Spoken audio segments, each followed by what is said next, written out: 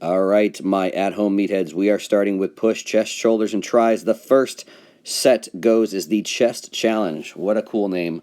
We're starting with the band around the back here. Obviously, any old band will do. I got mine from Elite FTS. Don't feel bad if this takes you a while to get right. Just kind of twist it in the middle. And then the trick is, once you get going, you'll see I let the band slide either side of my arm. And it's pinned to the ground against my back. But there you go. So don't try and keep it on the arm. Let one side go on top, one side go on the bottom, and that will be a lot less frustrating.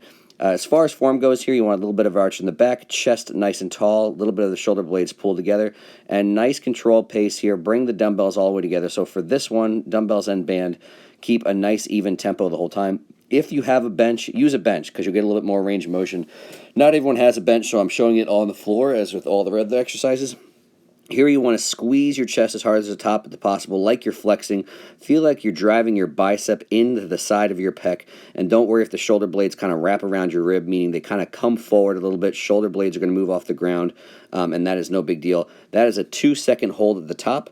Grab the dumbbells again, and just the bottom half here, they got that AMRAP, which means as many reps as possible until you hit that failure point. And again, body nice and still with the ground being used as a reference. And again, taking this one all the way to failure. Next, we have shoulders. Shoulder slaughter, look at that. Alliteration again. So starting with a standing dumbbell press, nothing super fancy here. Brace your entire body, hips midsection nice and tight. And look how I'm keeping the dumbbell outside of my elbow. That's basically to make the dumbbell heavier, for lack of a better word, more torque for a given weight at the shoulder joint. And you'll see a 2-second pause at the bottom here. Basically where it's going to be the hardest. Keep a 2-second pause. And as I come to the top, I'm still keeping the dumbbell outside of my elbow and outside of my shoulder joint. Don't let it stack right above the shoulder joint.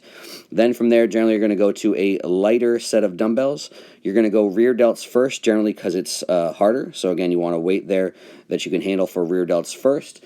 So you're going to be hitting 8 to 10 reps here, 2-second pause at the top, and staying at just the top half of the exercise. If you bring it down below the shoulder joint, there is little to no tension there. And then with the same weight, we are going straight into a standing lateral raise. So again, slight forward lean here. Some people, a little bit of internal rotation.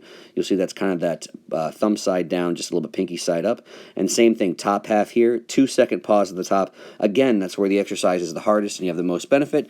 So let's spend some more time here. And these are deceptively horrible. Enjoy the death swimmer drop set. So you're doing 2 sets here. Start with a weight. Trust me, it's going to be a baby dumbbell. And you're bringing it back around hip height, out wide, and up somewhere above head. Just go with the range of motion that you've got.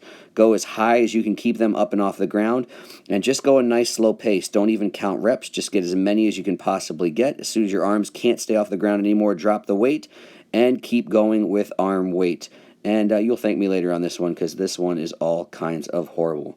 Moving on to triceps. Tricep torture. Again, you got a bench fine. If you don't, go ahead and lie on the ground with me. You're just starting with a lying tricep extension, lying skull crusher, whatever you want to call it, just with 2 dumbbells. What you're trying to do here is keep your upper arm as still as possible, elbows pointed pretty much towards the ceiling, and try to keep your elbows as close together as you can. One thing you can't see from here that I'm trying to do that. So don't let them point out. Try and keep the elbows close together, pointed straight up towards the ceiling. Nice controlled pace here. 2-second hold at the bottom.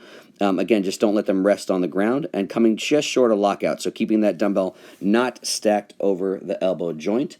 From there, we are doing a banded step back extension. So again, step back nice and far, fairly tall posture, and you're taking your elbows all the way to lockout, and we are getting a 2-second squeeze there. So again, that's the place where this exercise is essentially the hardest. We kind of already trained the mid-range with the skull crush we started with, so you want to take it for everything that they're worth in this extended position. Obviously, if you want it harder, step back farther. If you want it easier, walk a little bit closer. But squeeze the tricep as hard as you can all the way to lockout, and then straight into an overhead extension. Again, on all these tricep exercises, the key is my upper arm is nice and still. And for this one, you're going as many reps as possible. So a little bit quicker a pace on this one. No pauses anywhere. Again, keep those upper arms nice and still, elbows pulled in, and just crank away till your triceps fall off. And we're finishing this whole horrible workout with push-up Peril. These names are epic. So again, we're doing a push-up just on anything that's higher. Honestly, dumbbells might be a good option. Just be careful of your wrists. Some people just wax their wrists, so you could have a neutral wrist on the dumbbell or push-up handles. Something that just lets you get more range of motion. If you have it, listen to your shoulders. Don't go further than you can. But obviously, if your hands are up a little bit, you can take the chest further to ground. Arguably harder, deeper stretch. Once you go there for as many reps as you can, drop it to just normal push-ups, a little bit shorter range, so you should be able to get a couple extra in this position. As far as push-up form, lock your body in stone. At the bottom, feel like you're pulling your shoulder blades together. Chest is nice and tall. Don't let your midsection or torso move. And then from there, we are going into on-the-knee push-ups. And again, don't worry about width here. I like a little bit wider if you want a little bit more chest focus, but if you're a little bit more comfortable with your shoulders tucked into your upper arms about 45 degrees to your body, or even tucked in tight if you really want to wax your triceps, you can do the exact same process. So again, control pace there pretty much through the entire range, and then finishing with a doorway stretch here. So this is the doorway iso stretch. So you want to go as comfortably as far back as you can.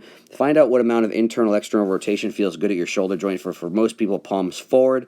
And again, just imagine you're in a doorway if you don't have a power rack. I just didn't feel like going into a doorway. But again, when you're in that stretch position, feel like you're leaning into it, chest forward, pull your shoulder blades as far back as you can, squeeze your upper back, your trap muscles as you're in that position. And again, keep your chest pretty tight. Don't let everything completely relax. And again, take it to the point where it is a mildly painful stretch.